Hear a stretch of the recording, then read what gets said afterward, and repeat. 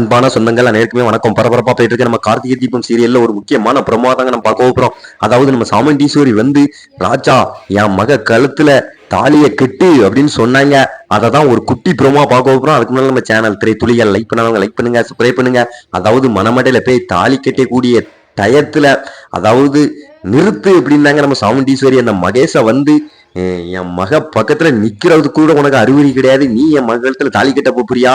அதாவது அந்த மாயாவுக்கும் உனக்கும் என்ன தொடர்பு அப்படின்னு எனக்கு தெரிஞ்சு போச்சு. டாக்டர் வந்து எல்லா விஷயத்தையும் என்கிட்ட சொல்லிட்டாங்க.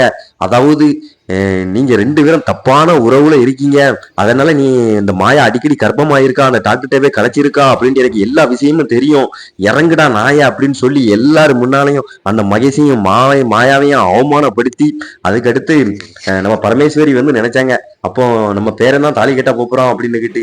அதெல்லாம் அதே மாதிரி எல்லாரும் நினைச்ச மாதிரி அப்படியே நடந்து போச்சு.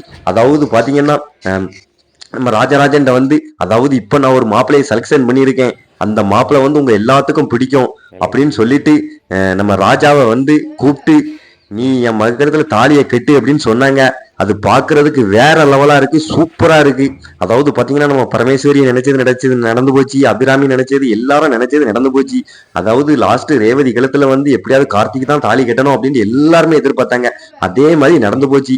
பரபரப்பா போயிட்டு இருக்க நம்ம கார்த்திகை தீபம் சீரியலை வந்து மிஸ் பண்ணிடுறாங்க. மறக்காம நம்ம சேனல் திரை துளிகள் லைக் பண்ணாதவங்க லைக் பண்ணுங்க, சப்ஸ்கிரைப் பண்ணுங்க.